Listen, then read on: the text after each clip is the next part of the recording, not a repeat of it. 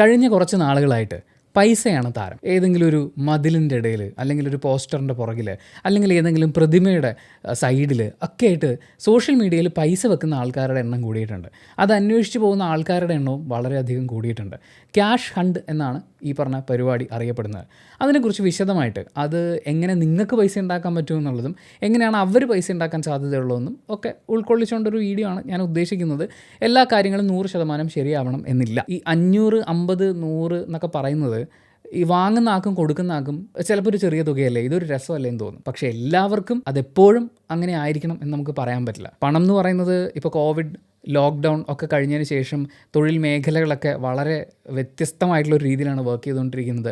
ജോലി ഉള്ളവർക്ക് ശമ്പളം വളരെ കുറവാണ് എന്നൊരു തോന്നലുണ്ടാകുന്നു. ജീവിത ചെലവ് വളരെയധികം കൂടിക്കൊണ്ടിരിക്കുന്നു. ജോലി നഷ്ടപ്പെട്ട ആളുകളുണ്ട്, കാര്യങ്ങൾ മുന്നോട്ട് പോകാൻ ബുദ്ധിമുട്ടുന്ന ആളുകളുണ്ട്. അപ്പോൾ ഒരു 500 രൂപ ഏതോ ഒരു കരിങ്കിൻ്റെ സൈഡിൽ വെച്ചിട്ടുണ്ടെന്ന് പറയുമ്പോൾ പോയി നോക്കാം എങ്ങാനും കിട്ടിയാലോ എന്ന് പറയുന്നൊരു തോന്നൽ ആൾക്കാരിൽ ഉണ്ടാകാനുള്ള സാധ്യത വളരെ കൂടുതലാണ്. ആൻഡ് ഓഫ് കോഴ്സ് ഇതൊരു രസത്തിന്, ഒരു ഗെയിമല്ലേ, അതൊരു ത്രില്ലല്ലേ എന്ന് വിചാരിച്ച് ചെയ്യുന്ന ആളുകളും ഉണ്ട്. സംഭവം ഇത്രയേ ഉള്ളൂ. ഇൻസ്റ്റാഗ്രാമിൽ കുറച്ച് പേജുകൾ, യൂട്യൂബിലും അവരുടെ വീഡിയോ കണ്ടൻറ്റൊക്കെ അവൈലബിൾ ആണ്. കുറച്ച് പേജുകളുണ്ട്. അവർ ഇതേപോലെ പൈസ എവിടെയെങ്കിലും കൊണ്ട് വെക്കുന്നു. ആ പൈസ നമുക്ക് വേണമെങ്കിൽ അന്വേഷിച്ച് കണ്ടെത്താം.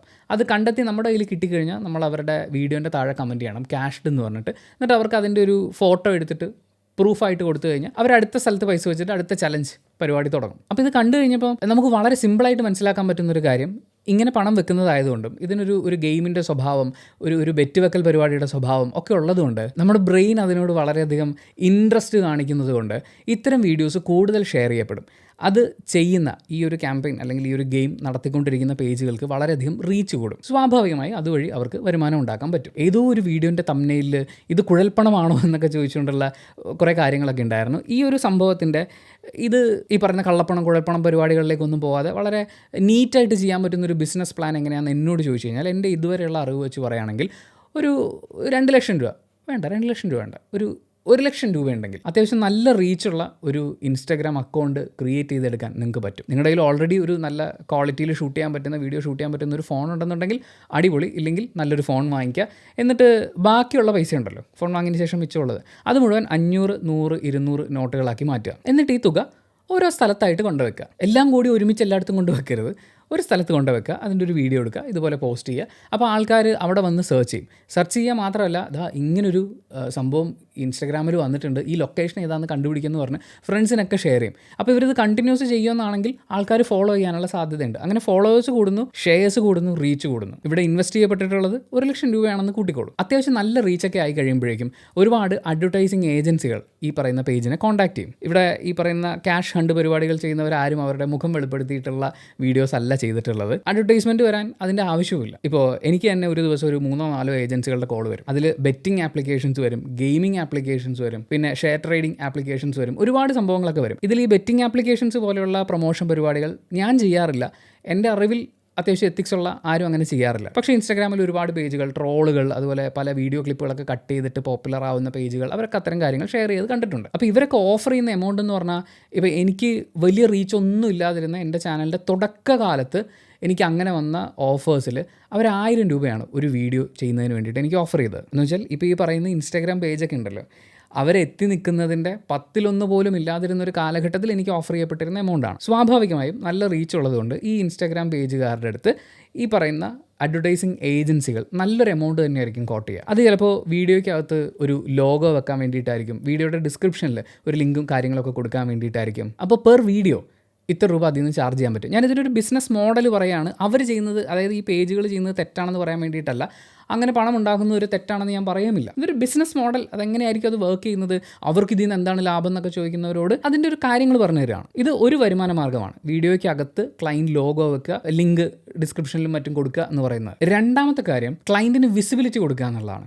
ഇപ്പോൾ ഉദാഹരണത്തിന് ഒരു വീഡിയോയിൽ ഞാൻ കണ്ടത്, അവരൊരു സിനിമയുടെ പോസ്റ്ററിലാണ് ഈ 200 രൂപ എടുത്തിട്ട് ഇങ്ങനെ സ്റ്റിക്കർ വെച്ചിട്ട് മറയ്ക്കുന്നത്. അതായത് ആ പെർട്ടിക്കുലർ സിനിമയുടെ ഏകദേശം ലൊക്കേഷനൊക്കെ നമുക്ക് മനസ്സിലാവുന്ന പോലെ ഒരു വീഡിയോ ആണ് എടുത്ത് വെച്ചിരിക്കുന്നത്. അപ്പോൾ ആ പെർട്ടിക്കുലർ സിനിമയുടെ പോസ്റ്ററാണ് നോക്കുക. ആ സിനിമ എന്ന് പറയുന്നത് കഴിഞ്ഞ ആഴ്ച റിലീസായിട്ടുള്ളൊരു പടമാണ്. അപ്പോൾ ആ സിനിമയുടെ പേര് ഒരുപാട് പേര് ഇങ്ങനെ ഷെയർ ചെയ്യും. ഈ പറയുന്ന റീല് സുഹൃത്തുക്കൾക്കൊക്കെ ഷെയർ ചെയ്യുമല്ലോ, എടാ ഈ പോസ്റ്റർ ഒന്ന് കണ്ടുപിടിച്ച് അവിടെ 200 രൂപയുണ്ട്, വേണേ നീ എടുത്തോ എന്നൊക്കെ പറഞ്ഞ് നമ്മളിങ്ങനെ ഷെയർ ചെയ്ത് പോകുമ്പോൾ ആ സിനിമയുടെ പോസ്റ്ററാണ് ആക്ച്വലി കൂടുതൽ ഷെയർ ചെയ്യപ്പെടുന്നത്. 200 രൂപ അവിടെ വെക്കുന്നതിന് വേണ്ടി ഈ ഇൻസ്റ്റാഗ്രാം പേജുകാർ മുടക്കുമ്പോൾ ആ സിനിമയുടെ മൂവി പ്രൊമോഷൻ അവർ ഏറ്റെടുത്തിട്ടുണ്ടെങ്കിൽ അതിനവർക്ക് കിട്ടുന്നത് അവിടെ ഒട്ടിച്ചു വെക്കുന്ന തുകയുടെ എത്രയോ ഇരട്ടിയായിരിക്കും. അതേപോലെ ഈ തുക ഒളിപ്പിച്ചു വെക്കുന്നത് ഒരു ഹോട്ടലിൻ്റെ പേര് കാണത്തക്ക രീതിയിൽ, അല്ലെങ്കിൽ ഒരു തുണിക്കടയുടെ പേര് കാണത്തക്ക രീതിയിൽ. കാര്യം ഇത് വളരെയധികം വിസിബിലിറ്റി കൊടുക്കുന്നൊരു സംഭവമാണ്. ആ പൈസ കൊടുക്കുന്ന സ്പോൺസർഷിപ്പ് ഏറ്റെടുക്കുന്ന ബ്രാൻഡിനും യാതൊരു നഷ്ടവുമില്ല. ഫോർ എക്സാമ്പിൾ രാമൻകുട്ടി സിൽക്സിൻ്റെ മുമ്പിലാണ് ഈ പൈസ കൊണ്ട് വെക്കുന്നതെങ്കിൽ ഈ റീൽ ഇങ്ങനെ ഷെയർ ആയിക്കൊണ്ടിരിക്കുകയാണ്. രാമൻകുട്ടി സിൽക്സിന് അവിടെ നല്ല റീച്ച് കിട്ടിക്കൊണ്ടിരിക്കുകയാണ്, അവരുടെ പേര് കൂടുതൽ ആളുകളിലേക്ക് എത്തിക്കൊണ്ടിരിക്കുകയാണ്. ഒരു മോഡലിനെയൊക്കെ വെച്ച് വളരെ എക്സ്പെൻസീവ് ആയിട്ടുള്ളൊരു ഫോട്ടോഷൂട്ടോ അല്ലെങ്കിൽ ഒരു വീഡിയോ ഷൂട്ടോ ഒക്കെ ചെയ്ത് അതിൻ്റെ പരസ്യമുണ്ടാക്കി അത് സോഷ്യൽ മീഡിയയിൽ പുഷ് ചെയ്ത് ഇത്രയൊക്കെ മെനക്കെടുന്നതിനേക്കാൾ വളരെ എളുപ്പത്തിൽ അപ്പോൾ ക്ലയൻറ്റ് സ്വാഭാവികമായും ഇവർക്ക് നല്ലൊരു എമൗണ്ട് കൊടുക്കും. അതേപോലെ ഈ പൈസ വെക്കുക എന്ന് പറയുന്നൊരു കാര്യം ചെയ്ത് ഈ പേജിനൊരു റീച്ച് ഉണ്ടായി കഴിയുമ്പോൾ പൈസയ്ക്ക് പകരം പിന്നെ വെക്കുന്നത് ഒരു പ്രോഡക്റ്റ് ആയിരിക്കും. ഇപ്പോൾ ഏതെങ്കിലും ഒരു ബ്രാൻഡ്, ഇപ്പോൾ രാജപ്പൻ എന്ന് പറയുന്ന ബ്രാൻഡിൻ്റെ ഒരു സ്മാർട്ട് വാച്ച് ഇറങ്ങിയിട്ടുണ്ട്. അപ്പോൾ ആ സ്മാർട്ട് വാച്ചിൻ്റെ ബോക്സ് ഇത്രയേ ഉള്ളൂ. ഈ ബോക്സാണ് ഇവരൊരു പെർട്ടിക്കുലർ സ്ഥലത്ത് കൊണ്ട് വെക്കുന്നതെങ്കിൽ അത് ഏകദേശം വർത്ത് ഇത്ര റുപ്പീസ് എന്നുണ്ടാവുമല്ലോ. അപ്പോൾ അത് പറഞ്ഞിട്ടായിരിക്കും ഇതുപോലൊരു റീൽ ചെയ്യുന്നുണ്ടാവുക. അപ്പോൾ ആ ബ്രാൻഡിൻ്റെ ഇന്ന സാധനം ഇന്ന സ്ഥലത്തുണ്ട് എന്ന് പറയുന്നത് റിപ്പീറ്റ് ചെയ്യപ്പെട്ടുകൊണ്ടിരിക്കുകയാണ്. അത് സ്വാഭാവികമായും ബ്രാൻഡിന് വിസിബിലിറ്റി കൊടുക്കും. അപ്പോഴും ഒരു പരസ്യത്തിന് കൊടുക്കുന്നതിൻ്റെ അത്രയും തുക കൊടുക്കുന്നില്ലെങ്കിൽ പോലും ഈ ഇൻസ്റ്റാഗ്രാം പേജിന് കിട്ടുന്നത് നല്ലൊരു എമൗണ്ട് ആയിരിക്കും. അപ്പോൾ നമ്മൾ പറഞ്ഞ ആ 1,00,000 രൂപ ഇൻവെസ്റ്റ് ചെയ്ത് തുടങ്ങിയ ആൾക്കാർ എത്തി നിൽക്കുന്നത് അതിനേക്കാൾ കൂടുതൽ വരുമാനം കിട്ടുന്ന ഒരു സ്റ്റേജിലേക്കാണ്. ഇത് പെട്ടെന്ന് എത്തില്ല, കുറച്ച് സമയമെടുക്കും. പക്ഷേ ഈ ബിസിനസ് മോഡലിൽ ഇവർ വലിയ ഫ്രോഡ് പരിപാടികളൊന്നും കാണിക്കേണ്ട കാര്യമില്ല. പക്ഷേ ഇവിടെ ഫ്രോഡ് സാധ്യതകളുണ്ട്. അതായത് പൈസ വെച്ചു എന്ന് പറഞ്ഞ് പൈസ വെക്കാതെ ആ പേജുകാർക്ക് വേണമെങ്കിൽ മുങ്ങാം. എന്നിട്ട് അവരുടെ തന്നെ കൂട്ടുകാരോ ആരെങ്കിലും ഒക്കെ ഉണ്ടാക്കുന്ന ഒരു അക്കൗണ്ടിൽ നിന്ന് ക്യാഷ് കിട്ടി എന്ന് പറഞ്ഞൊരു ഫോട്ടോയും പോസ്റ്റും ഉണ്ടാക്കി കഴിഞ്ഞാൽ അവിടെ ഈ പൈസ അന്വേഷിച്ച് പോയ ആളുകളൊക്കെ കോമഡി പീസുകളാവുകയും എന്നാൽ പേജിന് റീച്ച് കിട്ടുകയും ചെയ്യും. അങ്ങനെ റീച്ച് ഉണ്ടാക്കിയിട്ട് എത്ര കാലം മുന്നോട്ട് പോകാൻ പറ്റുമെന്ന് എനിക്കറിയില്ല. പക്ഷേ മര്യാദയ്ക്ക് ഇത് ചെയ്തു പോകുകയാണെങ്കിൽ ഈ പറയുന്ന ബിസിനസ് മോഡൽ കൃത്യമായിട്ട് വർക്ക് ചെയ്യാൻ പറ്റും. പിന്നെ ഇതിനകത്ത് നേരത്തെ പറഞ്ഞ പോലെ ഈ കള്ളപ്പണം എന്നൊക്കെ പറയുന്ന പോലത്തെ ഉടായ്പകൾ കൊണ്ടുവരാൻ അങ്ങനത്തെ പരിപാടികൾ ചെയ്യുന്നവർക്ക് ഓൾറെഡി പരീക്ഷിച്ച് വിജയിച്ചിട്ടുള്ള വേറെ എന്തെങ്കിലും മാർഗ്ഗങ്ങൾ ഉണ്ടാവില്ലേ? ഇതുപോലൊരു കുഞ്ഞ് ഇൻസ്റ്റാഗ്രാം പേജ് തുടങ്ങിയിട്ട് വേണ്ടല്ലോ ഇതൊക്കെ ഒന്ന് മാറ്റിയെടുക്കാൻ വേണ്ടിയിട്ട്. മാത്രമല്ല ഇത് ഒരുപാട് സ്ഥലങ്ങളിൽ ആൾക്കാർ ചെയ്തിട്ടുള്ളൊരു കാര്യമാണ്. മലയാളികളുടെ മുമ്പിലേക്ക് ഇപ്പോൾ വരുന്നു, ഇപ്പോൾ ട്രെൻഡ് ആവുന്നു എന്ന് പറഞ്ഞാലും ഇത് എത്രയോ കാലങ്ങൾക്ക് മുമ്പ് ഈ ട്രഷർ ഹണ്ട് എന്നൊക്കെ പറഞ്ഞിട്ട് പല രൂപത്തിൽ ഭാവത്തിൽ പല രാജ്യങ്ങളിലും പല സ്ഥലങ്ങളിലും അരങ്ങേറിയിട്ടുണ്ട്. അതുകൊണ്ട് തന്നെ നിരുപദ്രവകരമായി മുന്നോട്ട് പോകാവുന്നൊരു കാര്യമാണ്. പക്ഷേ എപ്പോഴും അതങ്ങനെ സംഭവിക്കണമെന്നില്ല. ഈ ഒരു കാര്യവുമായിട്ട് ബന്ധപ്പെട്ട് ഈ പേജ് നടത്തുന്ന അല്ലെങ്കിൽ ഇത്തരം പേജുകൾ റൺ ചെയ്യുന്ന ആളുകളും ഇത്തരം ഹണ്ടിന് വേണ്ടി ഇറങ്ങിത്തിരിക്കുന്ന ആളുകളും ചെന്നെത്താൻ സാധ്യതയുള്ള ചില പ്രശ്നങ്ങളുണ്ട്. ആ പ്രശ്നങ്ങളും കൂടി ഒന്ന് സൂചിപ്പിക്കണമെന്നുണ്ട് എനിക്ക്. ആദ്യം നമുക്ക് പങ്കെടുക്കുന്നവർക്ക് സംഭവിക്കാനിടയുള്ള ചില കാര്യങ്ങൾ പറയാം. ഒന്ന്, സിറ്റിയുടെ അല്ലെങ്കിൽ ആ ഒരു പെർട്ടിക്കുലർ ഏരിയയുടെ പെട്ടെന്നൊരു നോട്ടത്തിൽ നമുക്ക് കാണാൻ പറ്റാത്ത ഇടങ്ങളിലാണ് ഇവർ പൈസ കൊണ്ട് വെക്കുന്നത്. ഇപ്പോൾ ഒരു മതിലിനൊരു ഹോൾ ഉണ്ടെങ്കിൽ ആ ഹോളിൻ്റെ അകത്ത് വെക്കുക, ഒരു ബെഞ്ചിൻ്റെ ഇടയിലൊരു ഗ്യാപ്പ് ഉണ്ടെങ്കിൽ അതിനകത്ത് വെക്കുക എന്നൊക്കെ പറയുന്ന പോലത്തെ കാര്യങ്ങൾ ചെയ്യുമ്പോൾ ഇത് സെർച്ച് ചെയ്ത് പോകുന്ന ആളുകളില്ലേ, അവരെല്ലായിടത്തും അരിച്ചു പെറുക്കുമല്ലോ. എക്സാക്ട് ലൊക്കേഷൻ അവർ പറയില്ലല്ലോ.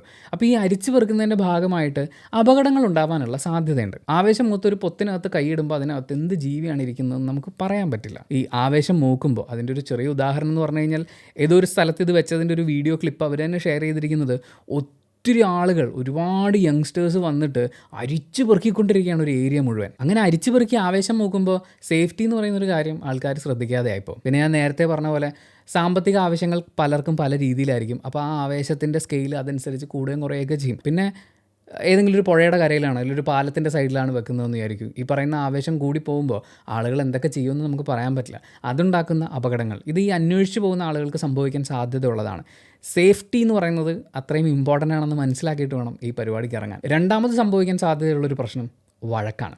അതായത് 500 രൂപ ഒരു സ്ഥലത്തിരിപ്പുണ്ട്, ഞാനും നിങ്ങളും തപ്പിക്കൊണ്ടിരിക്കുകയാണ്, എൻ്റെ കണ്ണിൽപ്പെട്ടു, നിങ്ങളുടെ കയ്യിൽ പെട്ടു.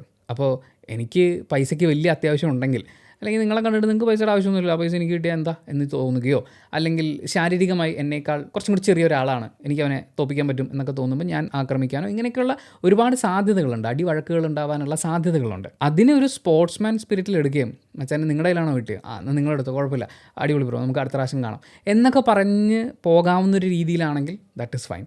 പക്ഷേ എപ്പോഴും അങ്ങനെ സംഭവിക്കണമെന്നില്ലല്ലോ. കാരണം അവനല്ലേ കിട്ടിയത്, എന്നാൽ പിന്നെ സാരമില്ല പോട്ടെ എന്ന് വെക്കാൻ അവിടെ ഒളിപ്പിച്ച് വെച്ചിരിക്കുന്നത് ക്രിക്കറ്റ് ബാറ്റും ബോളും ഒന്നുമല്ലല്ലോ, പൈസയല്ലേ. മറ്റൊരു പ്രധാനപ്പെട്ട നഷ്ടപ്പെടുന്ന കാര്യം എന്ന് പറയുന്നത് സമയമാണ്.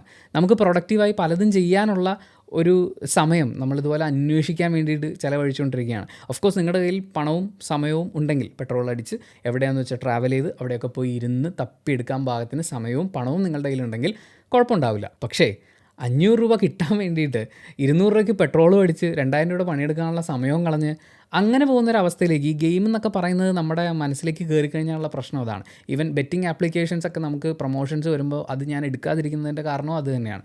ആളുകൾ അതിൻ്റെ അകത്തായിപ്പോൾ ഒരു 100 രൂപ 200 രൂപ കിട്ടാൻ വേണ്ടിയിട്ട് എത്രായിരം രൂപയാണ് സ്പെൻഡ് ചെയ്തതെന്ന് ഓർക്കാൻ പോലും പറ്റാത്തൊരു മാനസികാവസ്ഥയിലേക്ക് എത്തിയെന്ന് വരും. ഇനി അടുത്തൊരു പ്രശ്നം, അതാണ് ഏറ്റവും പ്രധാനപ്പെട്ട പ്രശ്നം എന്ന് പറയുന്നത്, സോഷ്യൽ മീഡിയയിലെ പുതിയ ട്രെൻഡുകൾ ഏറ്റവും കൂടുതൽ ആവേശത്തോടു കൂടി ഏറ്റെടുക്കുന്ന ആളുകൾ എന്ന് പറയുന്നത് കൊച്ചുകുട്ടികളാണ്. എന്ന് വെച്ചാൽ ഒരു 10ാം ക്ലാസ്സോ അതിന് താഴെയുള്ള കുട്ടികളാണ്. നമ്മൾ വിചാരിക്കും മറ്റേ അതിന് മുകളിലുള്ള കോളേജിലൊക്കെ പഠിക്കുന്ന പിള്ളേരൊക്കെ ആയിരിക്കും ഇങ്ങനെ ചാർജായിട്ട് നിൽക്കുകയെന്ന്. അല്ല കേട്ടോ, കൊച്ചു കുട്ടികളാണ്. അങ്ങനെ ഇതുപോലെ ഏതെങ്കിലും ഒരു റീൽ ഒരു കൂട്ടുകാരൻ ഷെയർ ചെയ്ത് കണ്ടതിൻ്റെ ഒരു ആവേശത്തിൽ വീടിൻ്റെ അടുത്ത് വരെയാണല്ലോ നമുക്കൊന്ന് പോയി നോക്കിയാലോ എന്ന് വിചാരിച്ചിറങ്ങുന്ന കുട്ടികൾ. അവർ ഏത് സമയത്ത് ഇറങ്ങുമെന്നൊന്നും നമുക്ക് പറയാൻ പറ്റില്ല.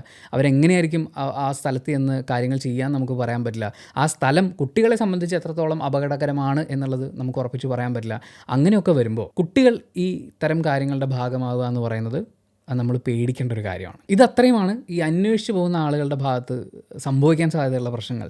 ഇനി ഇത് നടത്തുന്ന ആളുകൾക്ക് സംഭവിക്കാൻ സാധ്യതയുള്ള പ്രശ്നം എന്താണെന്ന് വെച്ചാൽ, ഇത്തരം ഒരു പൈസ കൊണ്ട് വെച്ചിട്ടുണ്ട്, പോയി തപ്പിയെടുത്തിട്ട് വരൂ എന്ന് പറയുന്നൊരു ഓപ്പൺ കോമ്പറ്റീഷൻ നമ്മൾ റൺ ചെയ്യുകയാണ്. അതായത് അവിടെ വെച്ചിട്ടുണ്ട്, അത് നിങ്ങൾ എടുത്തോളൂ, എടുത്തു കഴിഞ്ഞ് കഴിഞ്ഞാൽ അത് നിങ്ങൾക്കുള്ളതാണ് എന്ന് പറഞ്ഞ് അവിടെ ഒരു ആൾക്കൂട്ടം ഉണ്ടാവാനുള്ള സാഹചര്യം നിങ്ങൾ ഒരുക്കുകയാണ്. അതിനു മുമ്പ് അന്വേഷിച്ച് പോകുന്നവർക്ക് സംഭവിക്കാനുള്ള ഒരു പ്രശ്നവും കൂടിയുണ്ട്. നിങ്ങളൊരു പബ്ലിക് ന്യൂസൻസായി മാറുക എന്നുള്ളത്. ഒരു സ്ഥലത്ത് പൈസ കൊണ്ട് വെച്ചിട്ടുണ്ട്, ആ പൈസയുടെ മൂല്യം ചിലപ്പോൾ കൂടുതലായിരിക്കും, അല്ലെങ്കിൽ കൊണ്ടുവച്ചിരിക്കുന്ന പ്രോഡക്റ്റ് കുറച്ച് മൂല്യമുള്ളതായിരിക്കും. അപ്പോൾ സ്വാഭാവികമായും നിങ്ങൾ മാത്രമല്ല പോവുക, ഒരുപാട് ആളുകൾ അവിടെ എത്തും.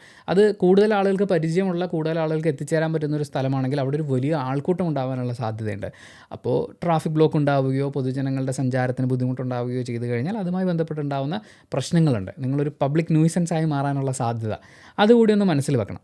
അപ്പോൾ ഇത് നടത്തുന്ന ആളുകൾക്ക് അതുമായി ബന്ധപ്പെട്ടുണ്ടാകാൻ സാധ്യതയുള്ളൊരു കാര്യം, അങ്ങനൊരു പബ്ലിക് ഇഷ്യൂ അല്ലെങ്കിൽ ഒരു പബ്ലിക് ന്യൂസൻസ് നിങ്ങൾ തുടങ്ങി വെച്ചൊരു കാര്യത്തിൽ നിന്ന് ഉണ്ടാവുകയാണ്. സ്വാഭാവികമായും ഒരു പ്രശ്നം ഉണ്ടായി എന്ന് കണ്ടു കഴിഞ്ഞാൽ ആ പ്രശ്നം പിന്നീട് ആവർത്തിക്കാതിരിക്കാനായിരിക്കും പോലീസുകാരുടെ ഭാഗത്തു നിന്നാണെങ്കിലും മറ്റാരുടെ ഭാഗത്തു നിന്നാണെങ്കിലും നീക്കമുണ്ടാവുക. അപ്പോൾ ഈ പ്രശ്നത്തിൻ്റെ മൂല കാരണം എന്ന് പറയുന്നത് നിങ്ങൾ തുടങ്ങി വെച്ചിട്ടുള്ളൊരു കാര്യമാണ്. അപ്പോൾ വാൺ ചെയ്യേണ്ടി വരുന്നത് നിങ്ങളെ തന്നെയായിരിക്കും. പലപ്പോഴും ഇത്തരം പേജുകൾ നമ്മൾ എടുത്തു നോക്കുമ്പോൾ അതിൽ ആരാ എന്താണെന്നുള്ള ഡീറ്റെയിൽസ് ഒന്നും കൊടുത്തിട്ടുണ്ടാവില്ല. പക്ഷേ അവനവൻ ചെയ്യുന്ന പണി എന്താണ് എന്നൊരു കൃത്യമായ ധാരണയുള്ള സൈബർ എക്സ്പേർട്ടിന് നിങ്ങളുടെ ഡീറ്റെയിൽസ് തപ്പിയെടുക്കുക എന്ന് പറയുന്നത് വളരെ എളുപ്പമുള്ളൊരു കാര്യമാണ്. സോ എന്ത് പ്രശ്നം ഉണ്ടായാലും ഞാൻ സേഫല്ലേ, എൻ്റെ മുഖമൊന്നും കാണിച്ചിട്ടില്ലല്ലോ എന്ന് വിചാരിച്ചിരിക്കാനൊന്നും പറ്റില്ല. ഈ ഒരു കാര്യം നിങ്ങൾ ചെയ്യുന്നതിൻ്റെ ഭാഗമായിട്ട് പിന്നീട് സംഭവിക്കുന്നതിൻ്റെ ഉത്തരവാദിത്വം നിങ്ങളിലേക്ക് വരാനുള്ള സാധ്യതയുണ്ട്. പിന്നെ ഇതൊരു ഫ്രോഡ് പരിപാടിയാണ് എന്ന രീതിയിലുള്ള കംപ്ലൈൻറ്റുകൾ ഉണ്ടാവാനുള്ള ഒരു സാധ്യത. നമ്മളൊരു കാര്യം ഓർഗനൈസ് ചെയ്യാൻ ഇറങ്ങുമ്പോൾ അതുമായി ബന്ധപ്പെട്ട് ഇത്തരം കാര്യങ്ങൾ കൂടി മനസ്സിലാക്കേണ്ടതുണ്ട്. ഈ കാര്യമായിട്ട് ബന്ധപ്പെട്ട് വാർത്തകൾ വന്നിട്ടുള്ളത് സൂക്ഷിക്കണം, ഇതിലെന്തോ സംഭവമുണ്ട് എന്നൊക്കെ പറഞ്ഞിട്ടാണ്. പക്ഷേ ഇതൊന്നും ഒരു വലിയ കാര്യമൊന്നുമല്ല, ഇതൊരു ഫൺ ഫാക്റ്റാണ്, നമ്മളിത് അങ്ങനെ എടുത്താൽ മതി, ഒരു ഗെയിമായിട്ട് കണ്ടാൽ മതി എന്ന് പറഞ്ഞുകൊണ്ട് വേറെയും കുറേ വീഡിയോസും ഞാൻ കണ്ടു. ഞാൻ പറയുന്നത് ഇതൊരു സ്പോർട്സ്മാൻ സ്പിരിറ്റിൽ നിങ്ങൾക്ക് എടുക്കാൻ പറ്റുമെങ്കിൽ, ഇതൊരു രസത്തിന് വേണ്ടി മാത്രം ചെയ്യുന്ന ഒരു കാര്യമായി നിങ്ങൾക്ക് എടുക്കാൻ പറ്റുമെങ്കിൽ ദിസ് ഈസ് ഓക്കെ, ഒരു കുഴപ്പമില്ല, നിങ്ങൾ എന്താ വെച്ചാൽ ചെയ്തോളൂ. പക്ഷേ ഇതിൽ വരാൻ സാധ്യതയുള്ള ഫ്രോഡ് പരിപാടികളെക്കുറിച്ചും അത് നോക്കിയും കണ്ടും നടത്തിയില്ലെങ്കിൽ, പങ്കെടുത്തില്ലെങ്കിൽ വരാനിടയുള്ള ബുദ്ധിമുട്ടുകളെക്കുറിച്ചും നിങ്ങൾ ബോധവാനും ബോധവതിയുമായിരിക്കണം. അല്ലെങ്കിൽ ഇത് കുറച്ച് ബുദ്ധിമുട്ടുണ്ടാക്കാൻ സാധ്യതയുണ്ട്. കുറച്ച് നാൾ കഴിയുമ്പോൾ നമ്മുടെ മെയിൻ സ്ട്രീം മീഡിയയുടെയൊക്കെ ഒരു പ്രത്യേകതയാണ്, ഈ പുതിയ കാര്യങ്ങൾ എന്തെങ്കിലും വന്ന് അതിലൊരു പ്രശ്നം ഉണ്ടായിക്കഴിഞ്ഞാൽ അതൊരു വലിയ വാർത്തയാക്കി കളയും. ക്യാഷ് ഹണ്ടിന് ഇറങ്ങി തിരിച്ച 2 കുട്ടികൾക്ക് ഗുരുതരമായി പരിക്കേറ്റു എന്നൊക്കെ പറഞ്ഞൊരു വാർത്തയൊക്കെ കിട്ടിക്കഴിഞ്ഞാൽ പോലീസിനത് പ്രഷർ ഉണ്ടാകും. പൊതുജനങ്ങളുടെ കലിപ്പ് മുഴുവൻ ഈ പരിപാടി നടത്തുന്ന ആളുകളിലേക്ക് വരും. സ്വാഭാവികമായും പേജ് നടത്തുന്ന ആളുകൾ എക്സ്പോസ് ചെയ്യപ്പെടും. ഇപ്പോൾ ഈ പറയുന്ന റിസ്ക് നടത്തുന്നവരും കൂടെ നടക്കുന്നവരും മനസ്സിലാക്കുകയാണെങ്കിൽ നല്ലതായിരിക്കും എന്നൊരു നിർദ്ദേശം അല്ലെങ്കിൽ ഒരു മുന്നറിയിപ്പ് തരണം എന്ന് എനിക്ക് തോന്നി. അതിനുവേണ്ടി മാത്രമാണ് ഈ വീഡിയോ ചെയ്തിട്ടുള്ളത്. Thank you so much for watching this video. Video ഇഷ്ടപ്പെട്ടാൽ ലൈക്ക് ചെയ്യുക, കമൻറ്റ് ചെയ്യുക, ഷെയർ ചെയ്യുക, സബ്സ്ക്രൈബ് ചെയ്യുന്ന കാര്യം പരിഗണിക്കുക. ആൻഡ് നിങ്ങൾക്ക് ഫ്രീ ആയിട്ട് എന്തെങ്കിലും കിട്ടുന്നുണ്ടെങ്കിൽ, പണമോ മറ്റെന്തോ ആയിക്കോട്ടെ, ഫ്രീ ആയിട്ട് നിങ്ങൾക്ക് എന്തെങ്കിലും കിട്ടുന്നുണ്ടെങ്കിൽ അവിടെ പ്രോഡക്റ്റായി മാറുന്നത് നിങ്ങളാണ്. നിങ്ങളെ വിറ്റ കാശിൻ്റെ ഒരു അംശം മാത്രമാണ് നിങ്ങൾക്ക് കിട്ടുന്നത്. അത് മനസ്സിലാക്കിയാൽ മതി. അപ്പോൾ ശരി.